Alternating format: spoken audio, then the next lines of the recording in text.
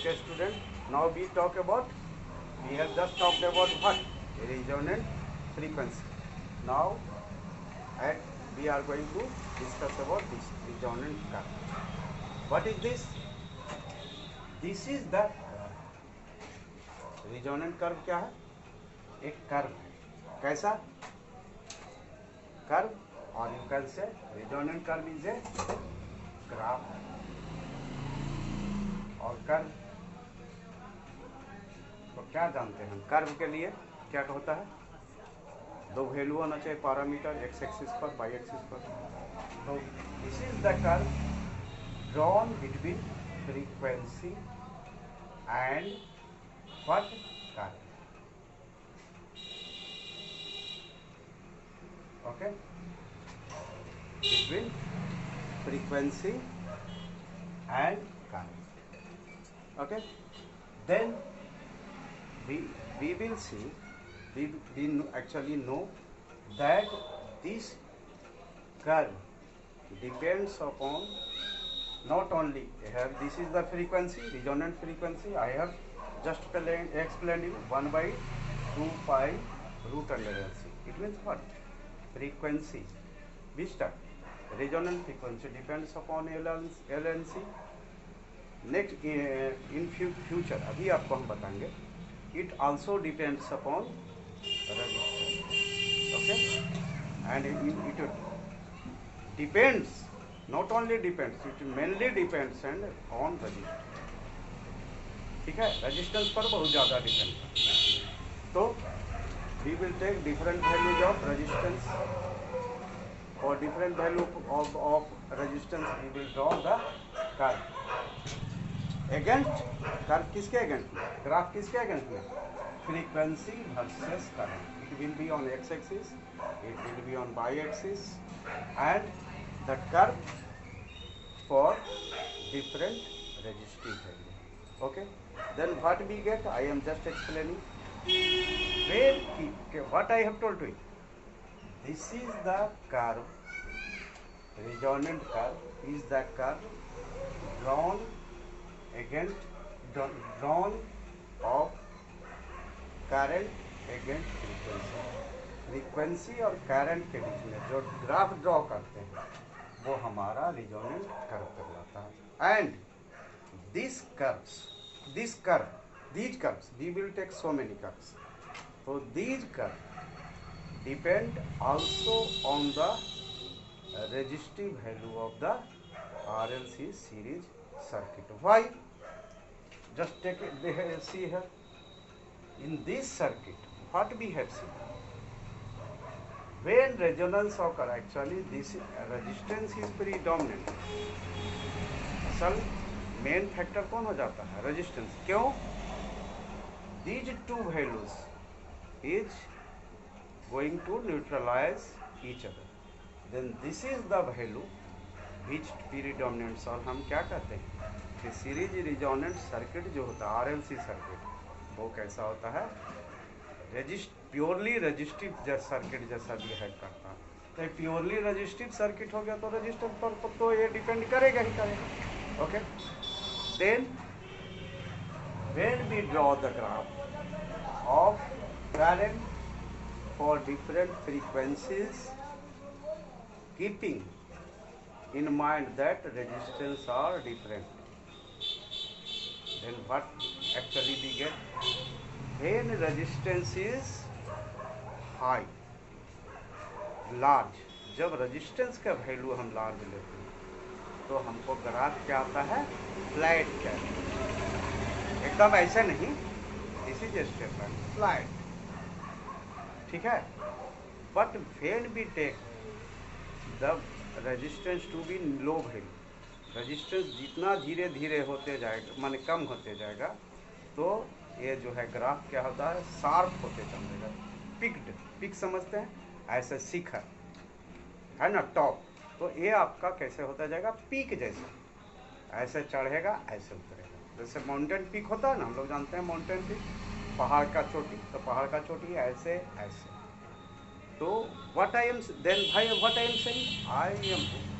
saying, I just want to say that when we are studying this type of curve, resistance plays an important role, and when resistance will have large value, then graph will be flattened. कैसा होगा? ऐसे type का. And when as the value of R reduces, it means low value of at a low value of resistance, the graph is picked, ऐसे उठा. तो let us see.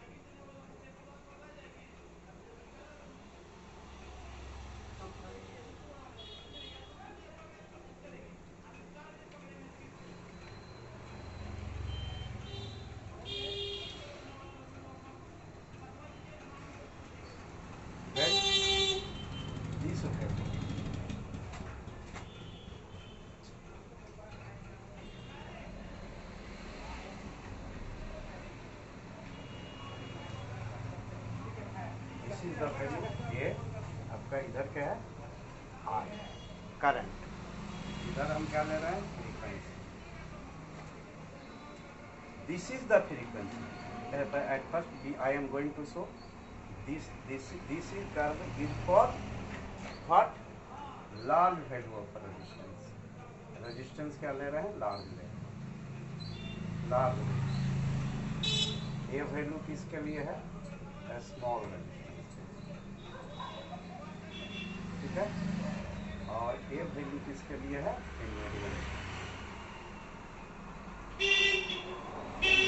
Medium.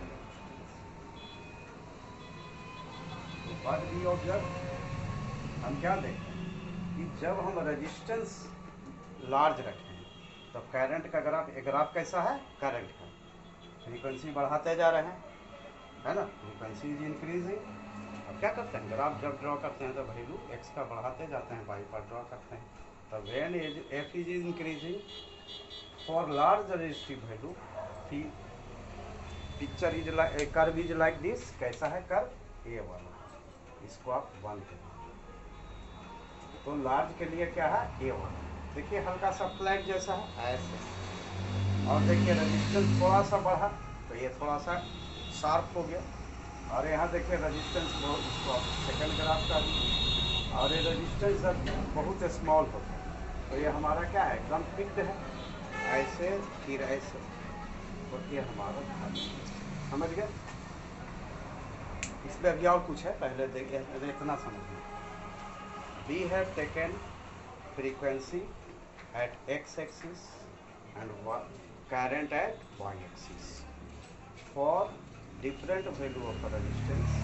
It means when R is large, the graph is like which one? Graph number 1. When we decrease the value of resistance, resistance कैसा ले रहे हैं? Medium. तो हमारा graph थोड़ा सा शार्प होना शुरू किया, तीखा. और जब हम रेजिस्टेंस बहुत कम कर दिए तो हमारा कर्व कैसा हो गया? और तीखा, picked. Okay. Now this is, we indicate this line. ये have line show किए हैं. तो this is the line.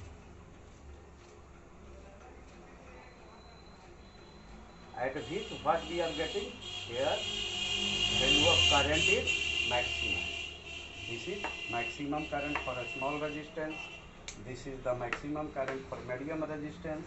And this is the maximum value of current for large resistance. तो ये हमारा जहाँ जहाँ maximum value current का होगा तो this value is what resonant frequency. जो अभी आपको बताइए resonant frequency पर हम लोग क्या बोलते हैं कि impedance is minimum, therefore current is maximum.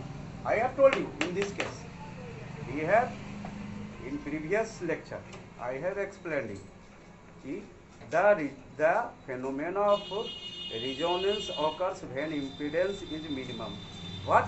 Impedance Z is equal to R, because XL equal to XC, दोनों बराबर हो गया तो XL minus XC equal to 0. देन series resonance occurs at when impedance is minimum, that's equal to R. Okay, then I equal to what? I equal to V by Z, and V, minimum value of Z is what? R.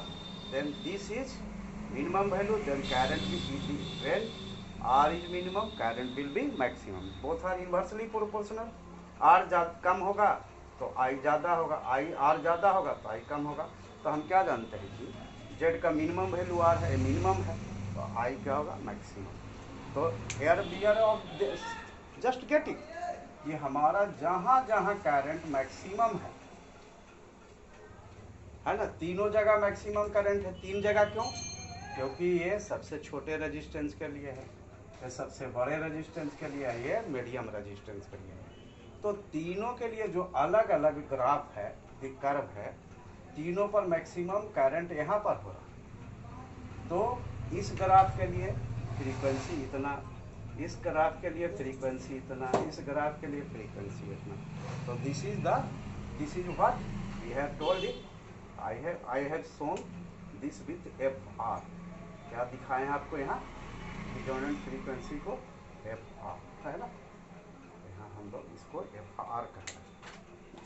This is the value of frequency at which we are saying. Okay, तो ये आपका होगा resonant frequency, resonant का. Is it clear to? क्या हो गया? एक बार फिर कंक्लूड करते हैं. Resonant curve is a curve drawn against frequency versus current. Frequency और करंट का जो ग्राफ लेते हैं, कर्व ड्रॉ करते हैं, उसको हम लोग रिजोनेंट कर्व कहते हैं. In which we take frequency at x axis and current on y axis. Here, what I have told you, here resistive value plays a very important role. Therefore, if we keep the value of resistances to be different, ये हम कम ले रहे हैं, ये ज़्यादा ले रहे हैं, दोनों के बीच में मीडियम रेजिस्टेंस ले रहे हैं, then we are getting 3 type of graphs or curves. What? For R larger, graph is flat. For R resistance small, graph is peaked, sharply peaked, तेजी से चढ़ता हुआ और तेजी से. And at the which value of the frequency, here current is maximum, that frequency value of frequency is known as what? Resonant frequency. Now it is clear to you resonant curve. Then I am going to say you about bandwidth and qualitative factor. Okay.